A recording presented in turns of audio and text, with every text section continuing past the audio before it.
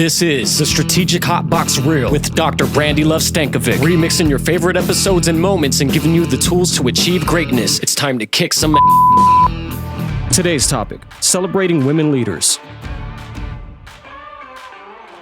Welcome to the Strategic Hotbox. This is your girl, Brandi Stankovic, coming to you. And this particular episode is Wonder Women. So let's launch right in.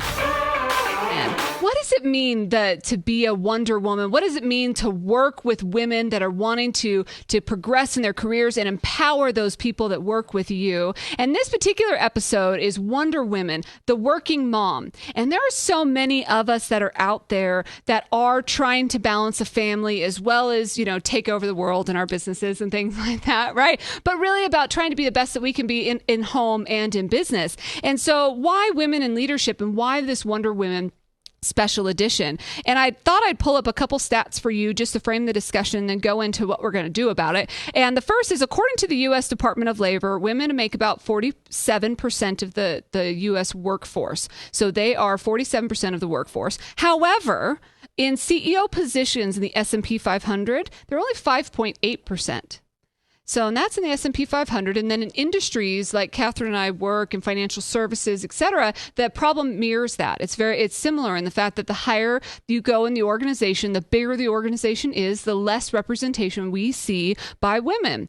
I also teach at the College of Southern Nevada, as you may know. And one of the things that I'm seeing with the women that are there is young women will ask, well, what's the glass ceiling? What even is that? There's no such thing. I can do whatever I want, which I think is amazing. This is an amazing problem to have. It's amazing. I'm sure there are women from the 60s and 70s that were burning their bras that are so happy that we've gotten to this place that people aren't even aware that something like that ever existed. On the flip side, it also shows that we aren't working towards a different future as hard as we once were. And so what does feminism then mean to you? Well, it was interesting because I thought about it and I thought, the word to me is actually what you mentioned as well. It means in some ways more about male bashing, especially when we were, walking the line and saying, hey, this is what we want.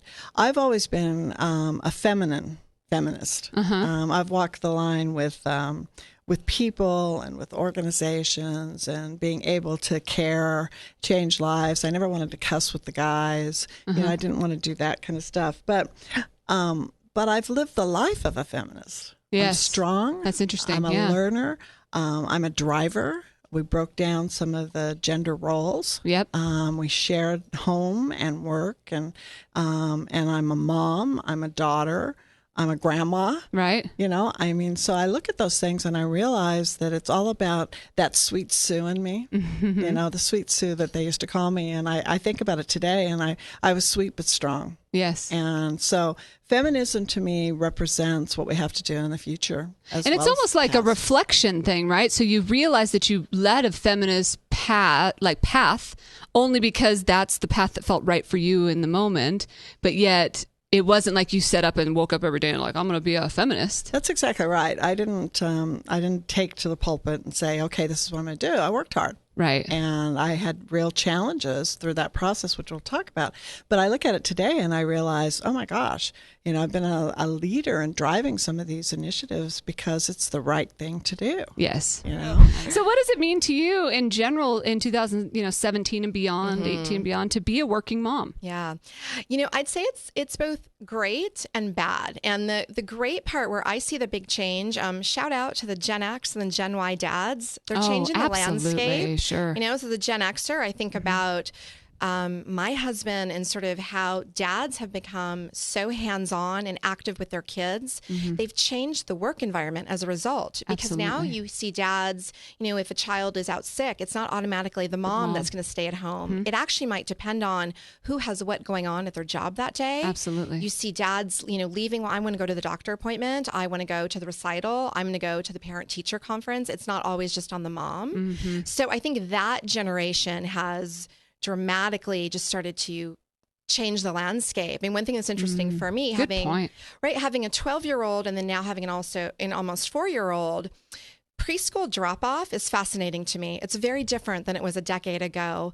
Today, when I drop off my youngest, It's actually majority dads Really? that are doing the drop off. Yeah. And to My be quite husband honest, does. yeah, and mine normally does as well. You know, so it's just interesting to sort of just see the shift of involvement even over the last decade. So it makes me hopeful, hopeful for employers. Frankly, makes me really excited when I think about my kids, my boys and my girl, right? You sort of think about, well, the way they view the world and their expectation is a much more equality, right? Where mom and dad are equally involved. The downside, though, I definitely was resonating with the stats that you shared up front. So in particular, in board seats and in executive level positions, I am by and large not only the youngest person when I sit around the table with my peers, my other CEO peers in my organization. We work with credit unions, we work with government, we work with other nonprofits. So kind of in the financial services sector, it's predominantly still all men, significantly older men. And so I'm literally, sort of, there's just one of me, Right. so, men and Kathryn. and little me. Yeah. So that is definitely, I think, still, it's still happening. And I think in some cases, obviously maybe the opportunity doesn't come up or you're just not given the opportunity. But in a lot of cases, I also see women, moms saying, you know what, like, it's too much. I actually don't want to do that. Right. So there's kind of a combination of things in play. So definitely kind of, It's a balance. yeah, it is a balance. And I think both of those are definitely on my mind. I very much still feel like the token female sitting at the table. Right. And they're always fascinated when I have little children as well. Like they're kind of scratching their head at that, right? Because I think there's still a bit of a stigma kind of when you see women in higher level roles, like, well, maybe they just spend all their time working. Sure. Well, no, actually I have 3 kids. I'm really involved with them. Let me tell you about that. Right. Right. So what is the glass ceiling for you, and how can young women just demolish that?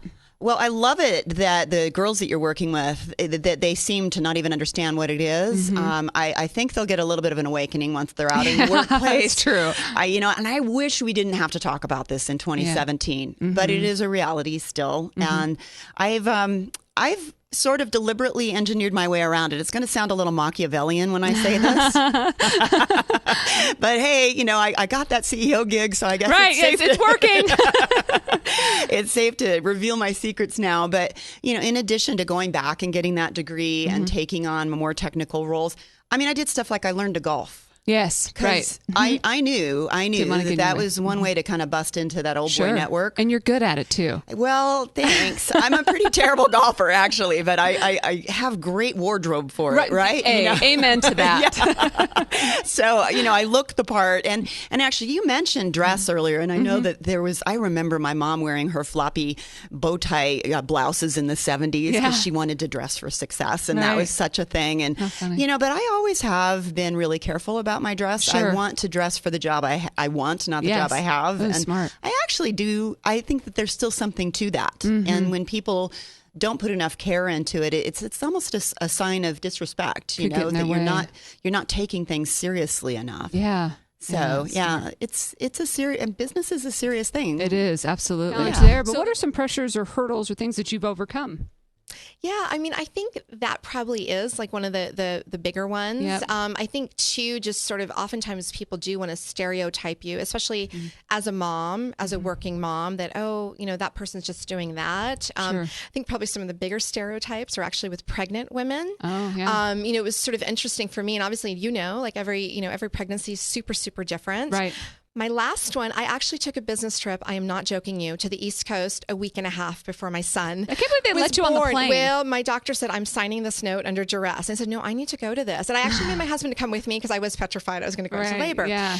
But I sort of felt that people stopped inviting me to things because they thought they were doing me a favor. Right. Whereas I was like, no, Yep. I'm feeling great. I'm actually still going to go do these things. Don't let me opt out. Right. Don't opt me out automatically. Interesting. And, again, Let like me every opt pregnancy is different. So I think to really sort of just put yourself out there, because people, and I also sort of found people didn't mean to do it meanly or negatively either. Like they were like, oh, like I'm helping, I'm, doing you a favor type of thing. And so I think by you defining, what you want and what you're doing, like you need to basically take that power and do it. That's great advice. Feminine or feminist? This word feminism sure gets a lot of media coverage these days, I feel like, especially from the election.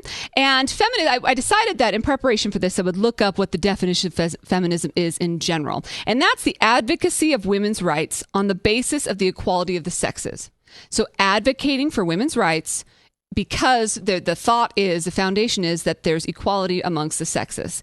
That is feminism. So if you think about it, then anybody that believes in the progression of women to be equal would be a feminist. Right. And yet I feel like, and maybe I'm going out on a limb here, but I feel like sometimes the word feminist can get a bad reputation, that you're going to be somebody that's way too sassy or that's burning their bra and doing crazy things. When in reality, if you're a feminist, you're really just saying, hey, I support women as a gender and as leaders and as people that are growing up equal. And so it's interesting the way that we can create a stigma around a particular word. And one of those kind of movements or something that's happened in the feminism that's occurred in the last several years is the Women's March that happened earlier this year, January 21st, as a matter of fact, to advocate legislation and policies and human rights. And and of course, some took it to the extreme and supported or were anti in other aspects. But from my participation and highlight of it in our discussion today is entirely around the fact that it's an advocate for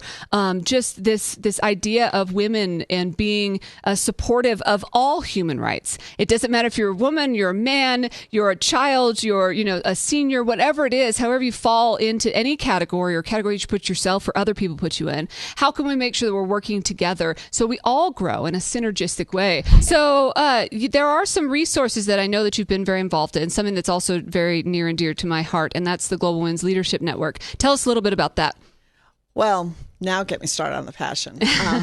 My first engagement with a women's group was a she group, and that was in the 1990s, and we put together senior holistic executives. And the idea with that was that we would, instead of being on the golf course and go to Boy Network, what we would do instead is come together as women and do adventures. And one of those adventures happened to be in Sedona looking for UFOs, and all of these CEOs are with me, and they were willing to challenge and so on. And I've always had that passion, either directly or indirectly. So in 2009, Brian Branch, Dr. Branch, head of World Council, came to me and said he had this vision for an initiative and asked that if I'd be the founding chair. And I am. And I'm excited to share with you a few stats because I think it's really important to, one of the things that somebody said to us when we started this was you have to have results. Women want results. And so let me tell you, 2016, I'll read you a couple of notes here. We have hundreds of volunteers, but we have about 1,200 members, and those members are from 78 countries. 78. Wow. Look at there's our smiling faces right there. 78 countries, amazing. We have 41 scholarships to women from 21 countries. We have 32, soon to be 39 sister societies, which are local chapters around the world in 13 countries. We've raised $450,000 and given it in empowerment grants, but our overall funding is over $1.4 million. It's incredible. Since 2009, since right? 2009. And it's the credit union spirit. It's really about, on a human level, both locally and globally. Locally, domestically, our issue is probably more about moving the needle. Sure. And some of the things you mentioned in your opening. But I think on an international level, it's about feeding families. Right. Getting water. Equal opportunities. So one example of that is we give an annual award as part of Global Women. And Lenny received it in 2016. And this is what she accomplished in a year. She formed a multi-purpose cooperative. The empowerment grant was not very much money. She trained 109 women, and their income increased by 23%. So she was given a small empowerment grant, a tiny amount of money, and with that, impacted 109 women. And raised their income. Wow. But she also went out and taught financial literacy to 8,000. 8,000 people. Wow. She's the CEO of the Asian Confederation of Credit Unions, which is a very male-dominated environment. Sure. And she was able to go out there and do that. And she started 4 sister societies, and she's starting her 5th. And those are in countries like Nepal. Right. All right. These are very poor areas. And so, women and men that supported it are making such a difference. And Absolutely. And, I think that we'll share with Brandi. Brandi's the ambassador for the U.S. on this initiative. And we've gotten the award this year. Yeah, So, that's incredible. So the glass ceiling, how did you break through it, or what are the steps that you've taken? I did, again, Machiavellian. I did some things like, for example, when Stan, wanted to promote me up to an EVP level, he said, what title do you think you should have? And even though I had marketing as part of my area of responsibility, I didn't want the word marketing in my title because I thought there was a little bit of a connotation that that's a female-dominated field. Interesting. Yep. Uh-huh. And I said, I don't want that. I don't want that because people will think that I'm the marketing girl. And so I said, I want it to be EVP of Markets and Strategy. Ooh, smart. I thought that sounded a little more concrete, frankly, a little bit more male. Right. Interesting. And, whether that was manipulative, I don't care. It worked, or it's part of what worked, I think. And part of the journey. And so I've tried to, starting back in high school, I played on the men's water polo team, right? Did you really? Oh, yeah. Wow. Oh, yeah, because That's intense. I just wanted to not let gender ever be an issue for me. And so if I wanted something, I was going to go after it. And and so that's served me pretty well. There have been setbacks along the way, no question. Right. But, well, speaking of that, what are some of the experiences or disasters, lessons that you've learned along the way? Yeah, in thinking about that, I really sat down. I thought disasters, and I have had a few really personal examples. I had a sister die very, very young at 43. Sorry.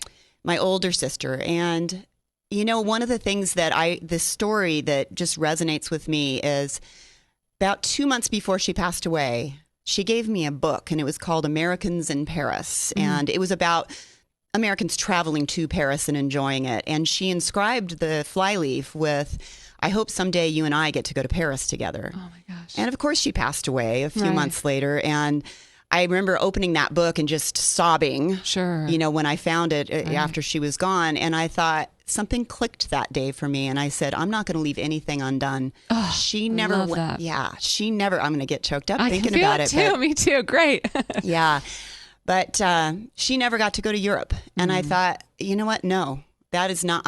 If I'm going to assume every day is my last, I'm going to seize every opportunity. Yeah. So I set about going on a personal quest to see all 50 states. Good right? for you. By the time I hit 50, I wanted to do that. And I have this really, really long bucket list because I have tangible proof that life can end too soon. Absolutely. Yeah. Thank you for sharing that. Yeah. Right. So what's an action item or takeaway, some advice that you can have for people working with women in leadership? Yeah. I would say that for women, make sure you find something that lights you up, that you're passionate about.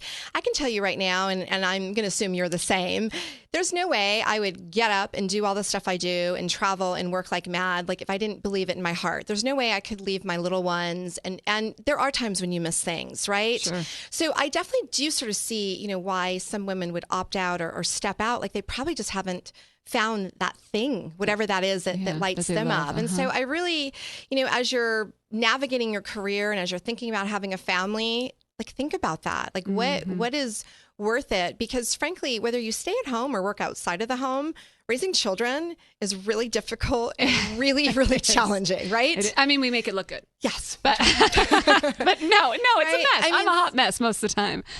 So what is a action item or a takeaway? What can young women or any women in leadership or even those who work with women start doing differently?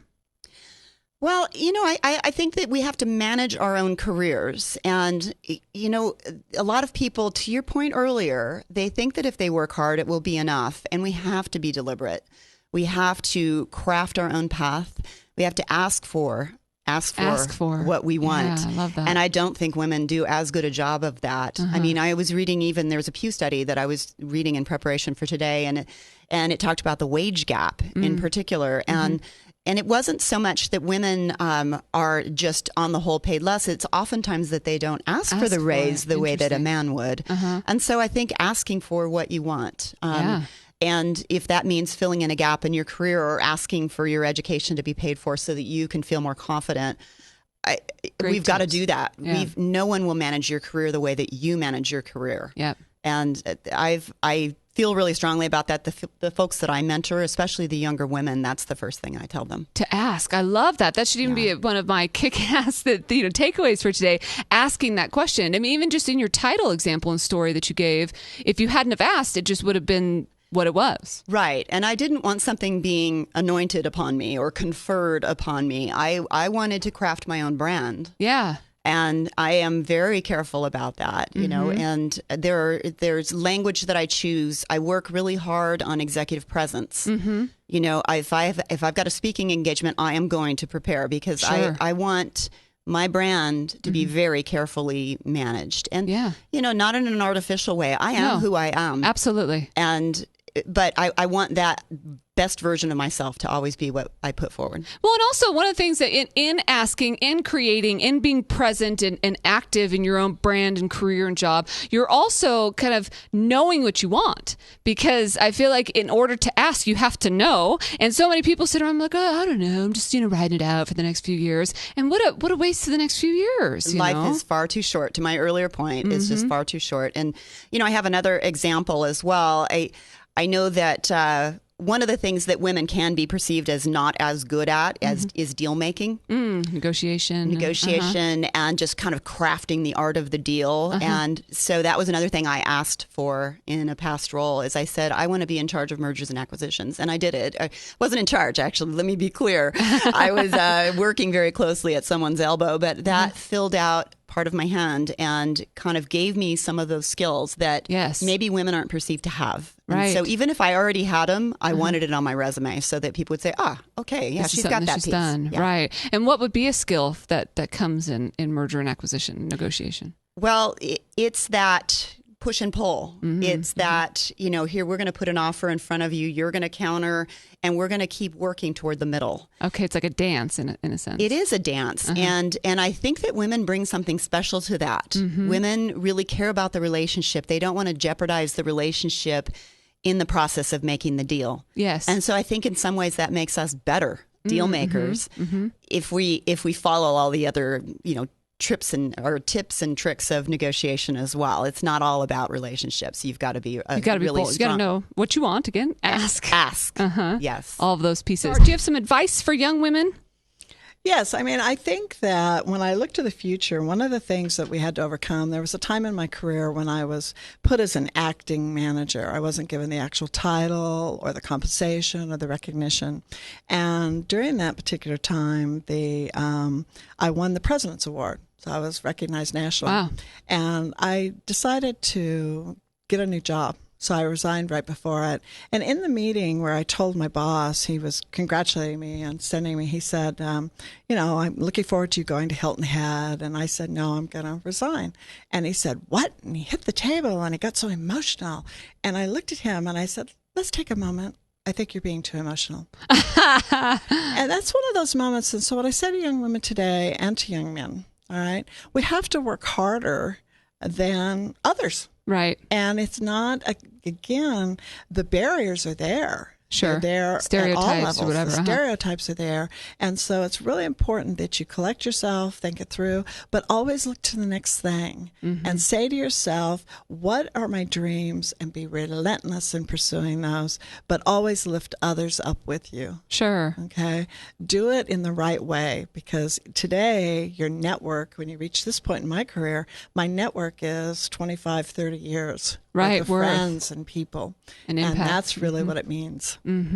That's so good. And I think that sometimes women, because they are so competitive with one another, don't support and build and work together as much as we could. It's interesting you say that. You mentioned earlier that when we go around the world, people have different initiatives based upon their area. Jamaicans, the women there tell me that they have no problem with gender. Oh, okay. What they have a problem with is women supporting each other. Huh. And Interesting. so think about where you are and think about how you can. Specific to you. Yes, individually to your area. Culture. But empower, change lives, commit to it. Yeah, absolutely. I love that. Now it's your favorite time, my favorite time. It's time to kick some ass. Here is your top 5 kick-ass Wonder Women breaking the glass ceiling. Number 1, keep your eye on the prize. Know what you want. Focus on those results. I think we can take this to the next level in adding what Caroline shared, and that's ask. So not only know what you want and focus on that, but ask for it as well. Be present and take the initiative in your own leadership journey. Number 2 is don't apologize. If you are working hard, work hard. And if you are with your kids, be with your kids. And if they come in during your BBC interview, it is what it is. Or yell poop from the back. That's going to be the best. I'm going to remember that forever. Then don't apologize. It's all part of being who you are. Number 3 is to share with the next generation. Sue's talked about it pretty tremendously. I shared at the very beginning about the fact that sometimes we get clueless to it. In the previous podcast, I believe I shared with you as well, but in my work at the College of Southern Nevada, a lot of times I'll work with young women that won't even know what the glass ceiling is or won't even know what these barriers are. And in some ways that's great because that means that we've done well as a gender and we've made some pretty tremendous strides. On the flip side, that's bad because if we don't realize there's a problem, we're not working towards solution and we're not working together as men, women, and leaders to make a difference. Number 4 is to unplug, to disconnect, to be engaged when you're with your kids, be with your kids, when you're at work, be at work 100%. Number 5 is wear pants and kick ass. I just feel like when it comes to being a woman or a man, and that's one of the things too, by saying that I wear the pants or giving some sort of detriment, it's saying that my husband isn't strong, and that's not cool. So if you're a man out there, wear pants and kick ass too, because that's important, and all of us doing that together will be stronger and have more of a synergistic effect. So that's your top 5 kick ass. Hi, this is Shauna Richardson. I'm CEO at SareTech. One of our company's core tenets is to support and empower women through responsible credit services and education. I've worked with organizations all over the world to help create awareness about the importance of having access to fairly priced credit. I want women and their families to be able to fund their dreams, so I'm really, really excited about this Wonder Woman series. And with that, you are listening to the Strategic Hotbox with Brandi Stankovic. Hello, we are here in Vienna, atendendo a Conferência Mundial das Cooperativas de Crédito e assistindo ao Vienna Voice Choir. Sou a Gisele da Sister Society Brazil, and we are all listening to Brandi at Hotbox! Hello, my name is Eleonora Zgonjanin Petrovic, and that's long, but shortly Eli, and you are listening Brandi from the Hotbox. Hi, I'm Janelle. And hi, I'm Junior. We're from St. Lucia, the Helen of the West. With the only drive-in volcano. And you're listening to Brandi on the Strategic Hotbox. So we're going to wrap. I just want to say thank you so much to Kathryn, to all the Wonder Women out there and the people that lead men and women every day. We encourage you to keep doing what you're doing. Get out there and kick some ass.